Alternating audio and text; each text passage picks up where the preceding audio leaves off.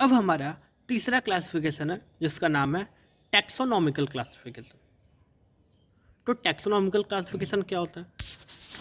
तो in this system the drug are arrange according to taxonomical study. इस system में drugs को हम लोग अरेंज करते हैं टैक्सोनॉमिकल स्टडी के बेसिस पे।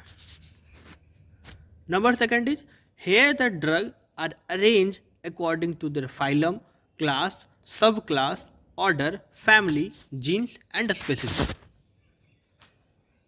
यहाँ पर ड्रग्स को हम लोग अरेंज करते हैं उसके फैलम के बेसिस पे, क्लासेस के बेसिस पे, सब क्लास के बेसिस पे, ऑर्डर के बेसिस पे, फैमिली के बेसिस पे, जेन्स के बेसिस पे और स्पेसिस के बेसिस पे।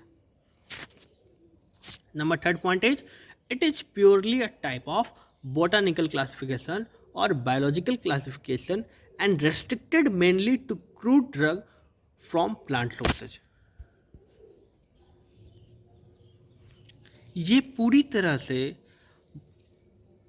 botanical classification या biological classification के बेसिस पे क्रूड ड्रग्स को बांटा गया है जो कि प्लांट सोर्स से ऑब्टेन किया जाता है। For example phylum, order, family, drugs, ये आप टेबल में देख सकते हैं। फाइलम के बेसिस पे जिम्नोस्पर्म, ऑर्डर के बेसिस पे जेंटेल्स, फैमिली के बेसिस पे इफेड्रेसियाई और ड्रग्स के बेसिस पे इफेड्रा। मतलब ड्रग्स है जिसका नाम इफेड्रा है, उसका फैमिली क्या है? इफेड्रेसियाई है। वो कौन सा ऑर्डर का है? जेनेटेल्स के ऑर्डर का है। और फाइलम इसका क्या है? जिम्नोस्पर्म। इसी तरह से हम लोग ड्रग्स को टैक्सोनॉमिकल क्लासिफिकेशन में डिस्टिंग्विश करते हैं, क्लासीफाई करते हैं। ड्रग्स को हम लोग उसके फैमिली के बेसिस पे, उसके ऑर्डर के बेसिस पे, उसके फाइलम के बेसिस पे हम लोग क्लासीफाई करते हैं। तो टैक्सोनॉमिकल क्लासिफिकेशन का एडवांटेज क्या है? तो this classification is helpful for studying evolutionary development. तो ये क्लासिफिकेशन हेल्पफुल है स्टडिंग करने के लिए कि किसी भी ड्रग्स का क्या उसके एम्ब्रॉय में चेंजेज हो रहे हैं, है ना, उसके हार्मोनल चेंज क्या हो रहे हैं, उसमें क्या क्या एम्ब्रॉयनिक डेवलपमेंट हो रहे हैं। अब इस टैक्सोनॉमिकल क्लासिफिकेशन का डिसएडवांटेज समझते हैं। Number first is this system fail to recognise the organise unorganise nature of crude drug in their morphological study. ये सिस्टम फेल हो जाता है बताने में कि हमारा जो क्रूड ड्रग है उसका नेचर ऑर्गेनाइज है या अनऑर्गेनाइज।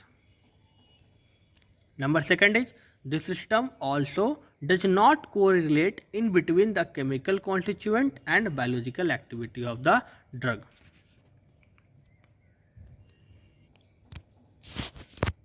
ये सिस्टम ये भी कोरिलेट नहीं कर पाता है कि ड्रग्स का केमिकल कॉन्स्टिट्यूएंट क्या है और बायोलॉजिकल एक्टिविटी ड्रग्स का क्या है। तो ये कुछ डिसएडवांटेज थे टैक्सोनॉमिकल क्लासिफिकेशन के।